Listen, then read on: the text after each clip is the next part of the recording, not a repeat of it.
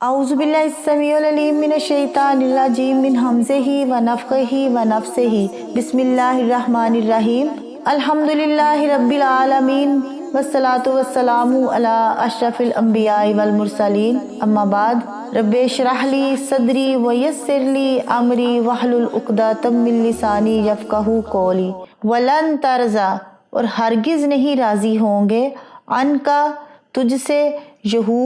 یہودی ولن نصارا اور نہ عیسائی حتیٰ یہاں تک کہ تتبع تو پیروی کرے ملتہم ان کے مذہب کی کل کہہ دیجئے ان ہدی اللہ ہدایت اللہ کی ہے هو الہدی اور وہی ہدایت ہے والا ان اتبعت اور اگر تو پیروی کرے گا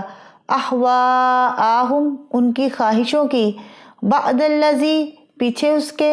جاءک جو آ گیا پاس تیرے من العلم علم سے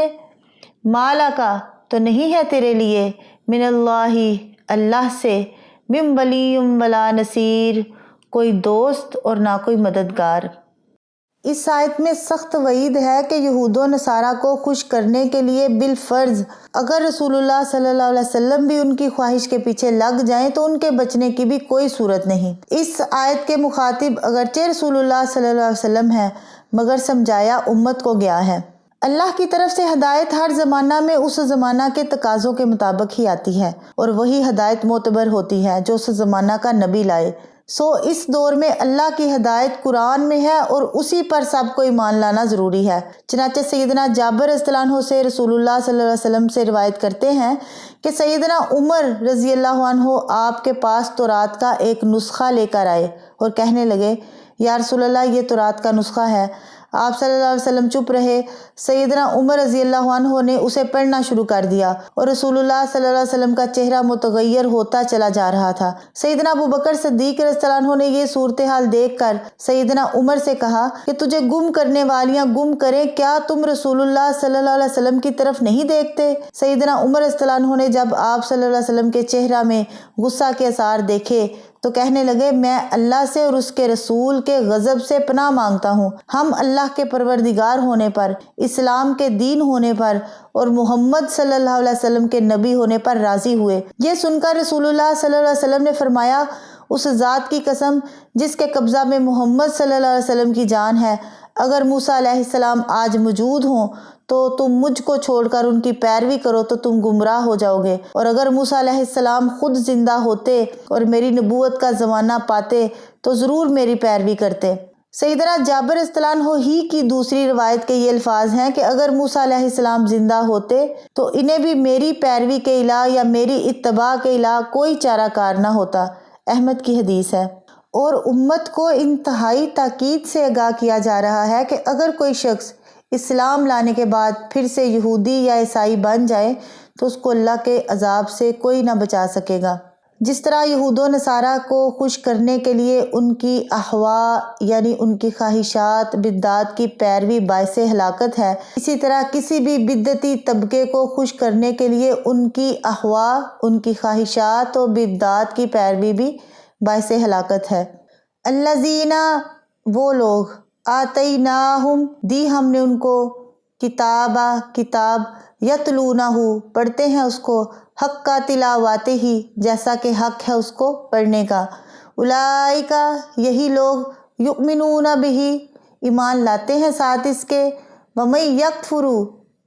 یکفر اور جو شخص کفر کرے بہ ساتھ اس کے، فاولئک پس یہی لوگ ہم الخاسرون وہی خسارہ پانے والے ہیں۔ اور وہ لوگ جنہیں ہم نے کتاب دی ہے اسے پڑھتے ہیں جیسا اسے پڑھنے کا حق ہے، یہ لوگ اس پر ایمان رکھتے ہیں، اور جو کوئی اس کے ساتھ کفر کرے تو وہی لوگ خسارہ اٹھانے والے ہیں۔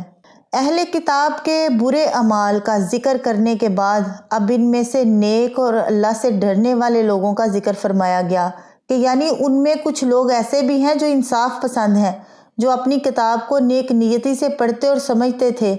اور ایسے ہی لوگ جو ہیں نا وہ رسول اللہ صلی اللہ علیہ وسلم پر اور قرآن پر ایمان لائے، جیسے عبداللہ بن سلام رضی اللہ عنہ اور ان کے ساتھی۔ اور ان کے ایمان لانے کی وجہ یہ تھی کہ وہ تورات کو غور سے اور سمجھ کر نیک نیتی سے پڑھتے تھے اور جو لوگ تورات سے ہدایت حاصل کرنے کی بجائے اس کی رد و بدل کے درپے ہوئے وہ نامراد اور خسارہ پانے والے ہوئے۔ تو معلوم ہوا کہ حق تلاوت یہ ہے کہ اس میں تحریف نہ کی جائے، یعنی رد و بدل نہ کیا جائے، اس کے احکام پر عمل کیا جائے۔ قرآن کی تلاوت کا حق بھی یہی ہے۔ بعض لوگ حق سے مراد حروف کو ان کے مخارج سے ادا کرنا لیتے ہیں، مگر یہ کافی نہیں۔ یا بنی اسرائیل، اے بنی اسرائیل، لذکرو، یاد کرو، نعمتی التی، میری نعمت جو،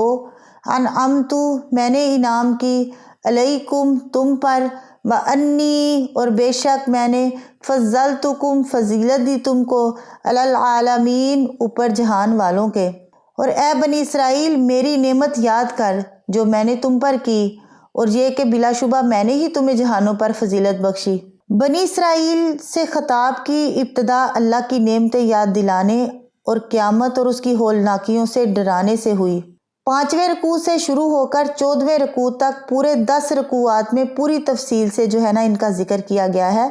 اور بتایا گیا کہ اللہ تعالیٰ نے تو ان کو تمام اقوام عالم پر فضیلت دے کر تمام بنی نوع انسان کی ہدایت کا فریضہ انہیں سونپا تھا، مگر ان میں ایسی بے شمار اخلاقی بیماریاں پیدا ہو چکی تھیں جن کی وجہ سے یہ امامت کے قابل ہی نہ رہے۔ ان کی وعدہ خلافیوں اور بد کرداریوں کی وجہ سے انہیں ظالم ٹھہرایا گیا۔ اب امامت و قیادت بنی اسرائیل سے بنی اسماعیل میں منتقل ہو رہی ہے، جن میں ایک پیغمبر مبعوث کرنے کی دعا ابراہیم علیہ السلام نے کعبہ کی بنیادیں اٹھاتے وقت کی تھی۔